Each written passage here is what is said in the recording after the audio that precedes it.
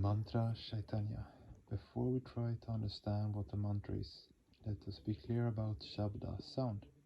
Everything in this manifest universe is vibrational. Creation is also vibrational, and the first and subtlest expression of the vibrational flow is Shabda. As Shabda is the first vibrational expression of Brahma, Shabda Brahma is the first expression of Karya Brahma, effect Brahma, expressed Brahma.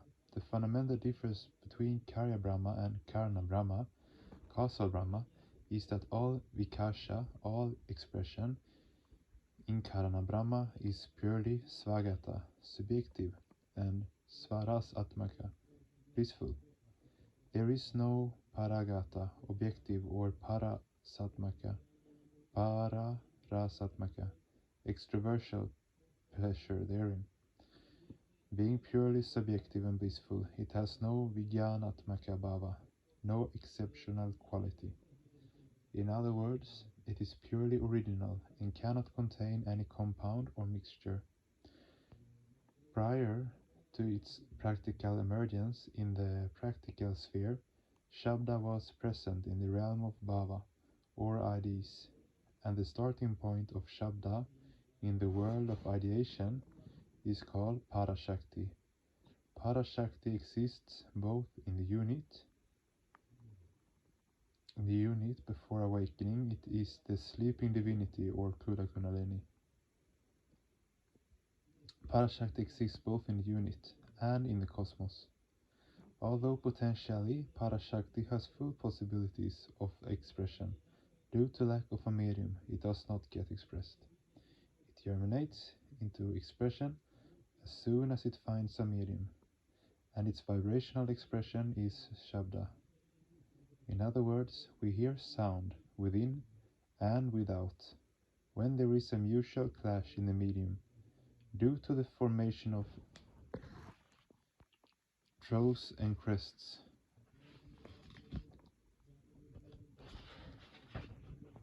Of various ways. This then is Shabda. Karana Brahma is represented in tantric scriptures by all the Svara Varna vowel sounds taken together. When those sounds are converted into action, that is, acquire the potential to form mixtures and compounds, they are called Vijnana, consonants. The diversity of creation is expressed through consonants, not through vowels. This is the logic behind the division of the Indo-Aryan alphabet into vowels and consonants. What is a mantra? It has already been stated that the starting point of Shabda, Parabindu, exists both in the unit and in the cosmos, in the flow of evolution. In the unit as well as in the cosmic, Shabda is born out of Para. Para is the womb of all sounds. A mantra is a collection of a few particular Shabdas, not each and every Shabda. Mantra means that collection of sounds, meditation on which leads to liberation. Mananat tarayet yastusaha mantraha parikititaha. Man plus the root verb try plus the suffix da makes up the word mantra. By way of illustration, suppose you are sitting somewhere and you do not have the strength to move. A gentleman happens to come that way. If you say to him, "Come, sir, let's have a little talk," that will not prompt the gentleman to lift you by the hand and support your movement. If, on the other hand, you tell the gentleman, "Come, sir, I don't have the strength to get up. Please take my hand and lift me up," it may bring about that result. Thus we get the result we desire by means of an appropriate expression in words. In this illustration, the seed of the idea was the same as at the level of Para, but due to the two different formations of expression, different results were obtained. A given expression carries a particular meaning for you, as it expresses a particular feeling, and it possesses a particular value. In other words, when a particular feeling is expressed through a particular combination of sounds, particular feeling it achieves a particular value. But even then it does not attain the status of a mantra, unless the shabda, or the collection of shabdas, when meditated upon, leads to the path of liberation. It cannot be called a mantra. Every mantra is thus sonic or vibrational, and is vibrating simultaneously in the cosmic system and in the unit body. When, with the help of a mantra, a person finally establishes the parallelism of the unit ectoplasmic vibration with the cosmic vibration, that person gets mantra siddhi. And what is mantra chaitanya, or the awakening of a mantra? Mantra chaitanya is the collection where, with the help of a particular shabda, a person establishes parallelism between his or her external physical vibration and his or her internal ectoplasmic vibration, and then raises these to the spiritual level. To, quote, raise to the spiritual level is to establish the parallelism of unit and cosmic mentionable. Okay. And the culmination of this process in the achievement of the final spiritual goal is called mantra siddhi. The same shabda, without being made, quote, live or awaken in the above process, is meaningless. It acquires force and meaning when it becomes, quote, live in the aforesaid manner. The parallelism between the internal ectoplasmic vibration and the external cosmic vibration can only be established when one has complete control over one's own ectoplasmic vibration. According to one's samskaras, a person will be vibrated immediately by one shabda, but remain immune to the vibration of another. Thus some people get angry when you say Sitaram to them, but are pleased when you greet them with Radhe Shyam. Our attitude towards different shabdas become defined. It will be noted that many writers repeat the use of particular words. Many, for instance, use the word but in every other sentence. All this happens because of their attachment to particular rhythmic vibrations. Similarly, when the vibrational expression is ectoplasmic, that is, when the individual gets equilibrated with the cosmic vibration, cosmic mantra chaitanya takes place. As already mentioned, not only human existence, but every existence in this universe is vibrational. But the vibrations of each individual, of each object, differ from those of other objects. For instance, there is a difference between the vibrational expression of iron and that of gold. Just as the vibrations of a human differ from those of iron or gold, the vibrations between one human and another also differ. A person's life is nothing but a mesh of multilateral rhythms, and the goal of human life is a singular entity having no rhythm. The style of a person's speech represents a particular rhythm of his or her own. The way the person eats represents the rhythm of his or her own eating. Every person is thus special on account of these specialities. The rhythm of two individuals cannot be identical. An individual rhythm is the particular property of a particular person. It has been said in Ananda Sutram, Vaishitriyam prakrita dharmaha samanam na bhavisyati. Diversity, not identity, is the law of nature. This universe, every person, in every action, possesses a particular rhythm of his own. If someone wants to obstruct or strike that rhythm, through disciplinary measures or expressions of anger, the person will not tolerate it.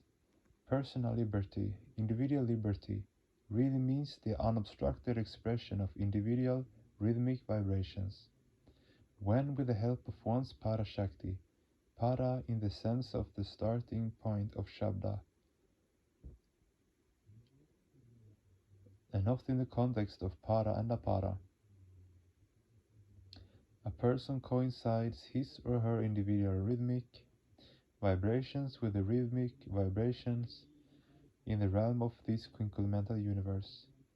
From that moment onwards, his or her rhythms become vibrated with mantra Chaitanya. This is the awakening of or putting life into a mantra. Therefore Sadashiva has said, Chaitanya rahitaha mantraha proktaha varnastu kevalam phalam naeva praya shanti laksha kotiya pairapi. In order to make a mantra quote live, the individual rhythms have to be made parallel to the cosmic rhythms. Then the starting point of expression of the unit will have to be made to coincide with the starting point of expression in the cosmic field. If this has not been done, says the shloka, even hundreds of thousands, even millions of repetitions of the mantra will not lead to mantra siddhi.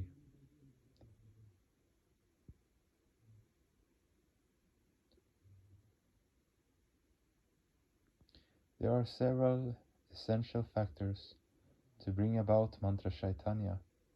The first is that the mantra should suit the samskara of the individual concerned, and the sound is that the individual should feel a fraternal emotion for an attachment to the external world. This sentimental contact with the external world is a must. If someone is under the impression that I am doing sadhana for the sake of personal liberation and I have nothing to do with the world, and thus denies his or her contact with external physicality, although the person's physical body is very much in this world, the person is cheating himself and indulging in selfishness. Service to humanity with a view to serve Paramapurusha, and with the same attachment which one feels towards oneself and Paramapurusha, is an essential prerequisite for progress in sadhana. This will establish the equilibrium and parallelism of the individual rhythms with the rhythms of the external physicalities.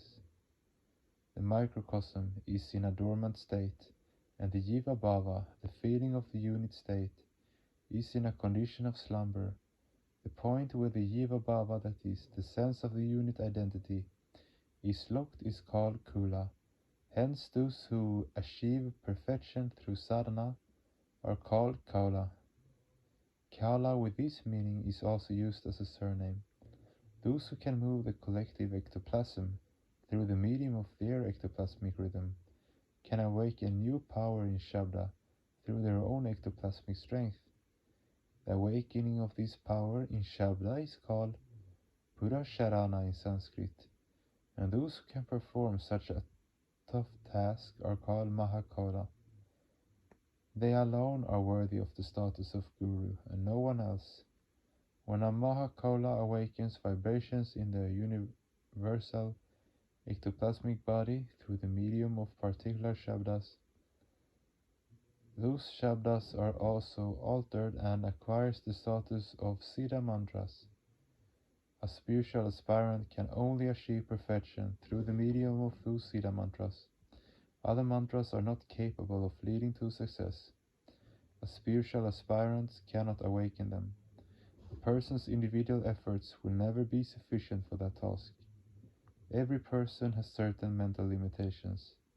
He or she can only proceed to a certain extent, and then cannot do anything further. Further progress requires special power and special grace. And this power and grace of God are always available for everyone. But people must use their existing strength in order to utilize that grace. What is the range of these Shabdas, whose troughs and crests are expressed in vibrational rhythms? The medium as well as the spirit of the human's individual life are personal, but in the cosmic body as well as in the case of less developed creatures, the spirit is personal or individual, but the medium is impersonal or cosmic. An existence where the medium is impersonal or cosmic, but the spirit is individual, is called an animal existence.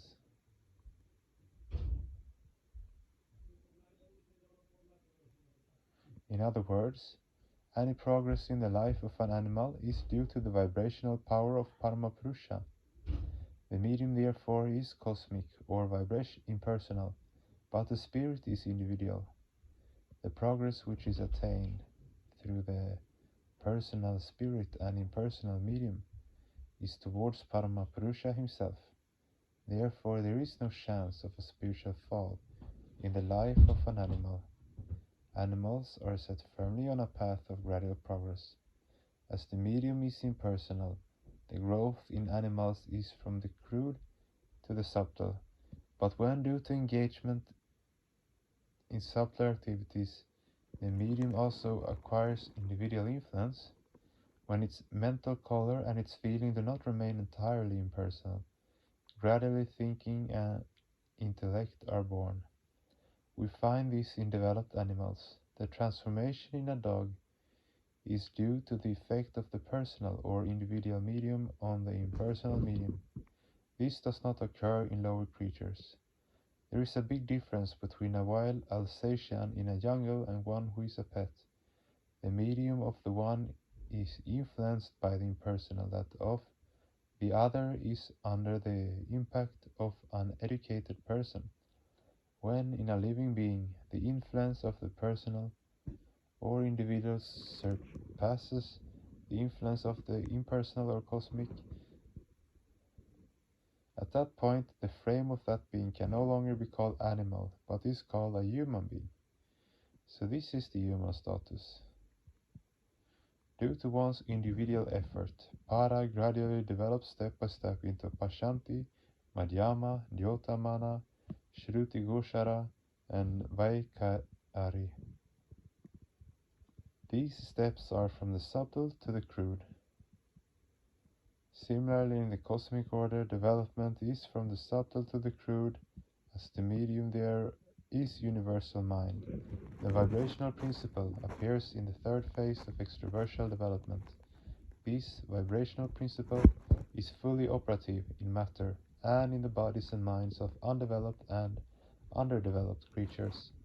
The same vibrational principles functions in the human body when it starts from the point of Para and gets full extraversal expression.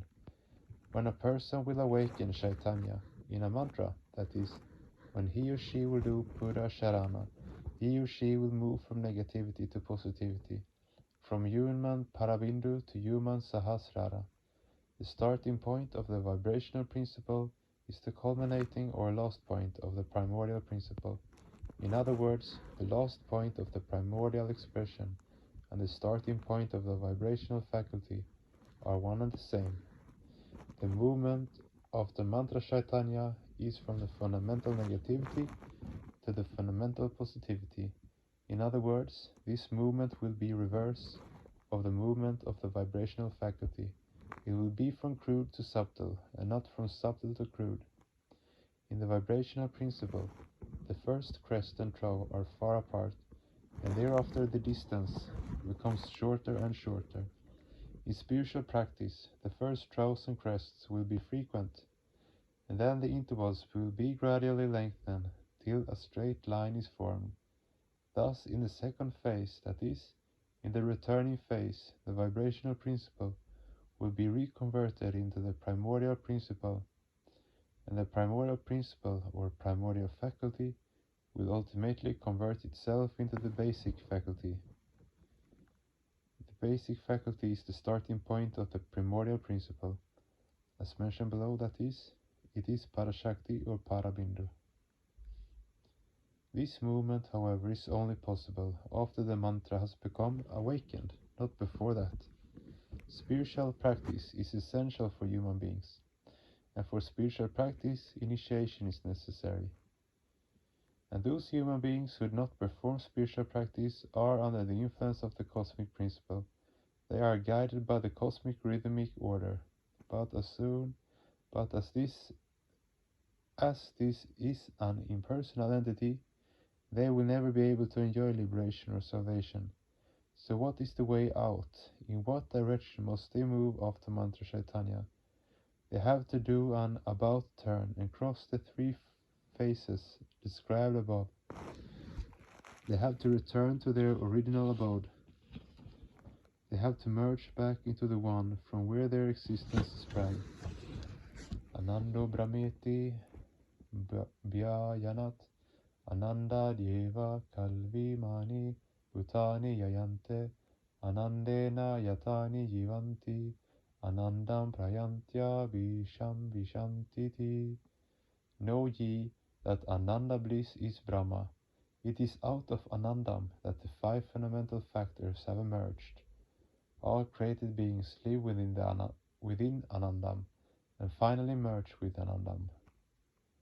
What then is to be done? The scriptures say that you do not have to exert very much. I have said before that there can be no progress either in the realm of physicality or in the realm of intellectuality. Those who are hankering for progress in these fields are indulging in a self-cheating business. Whether they admit it or not, they know that they know nothing. Ask them whether they are getting pleasure in the realm of physicality. They will admit that they are not. Ask a good businessman whether he is earning good profits. His reply will be, "What profit? I am incurring losses." This will be his reply whether you belong to income tax department or not. To run after progress in the realm of physicality and intellectuality is utter foolishness, a waste of time, as there is no progress in these fields. But I have already said that you make efforts in these directions, provided you can convert or metamorphose them into spirituality. But as far as spiritual sadhana is concerned, or as far as efforts to achieve this are concerned, there is no touch of pain in them, as bliss is infinite pleasure alone. Sadhana then is what wise men have to do, and in sadhana the first thing to be done is to use mantra chantanya. In simple words, what we have to do is to return home from where we came. We have all come from Paramapurusha, the Supreme Entity, and from the Prana Kendra, the nucleus of the universe, that is Purushottama, we have to return to the same place. It is like a boy who has played throughout the day, away in the fields, and now that evening comes, returns home. Sadhana is the process of returning home. The child has played outside for the whole day. As evening approaches, he thinks, "Father must have returned home. Let me also return home and sit next to him." When one is tired of this world and worldliness, one yearns to go back to spirituality, that is, to one's home. And what is our permanent abode, our home? It is Paramapurusha. Parama Shrayaha Srinivasaha. Here Sri refers to the universal creative faculty, or Parama Prakriti. The abode of the universal faculty is also your abode. Therefore, going home is a simple task. It requires no scholarship, no knowledge, no intellectual faculty, no long and tedious lecturing. The scriptures tell us to remember 3 points in order to return home. They are Shravana, hearing about the Supreme; Manana, ideating on the Supreme; and Nididhyasana, meditating on the Supreme with an unbroken flow of mind.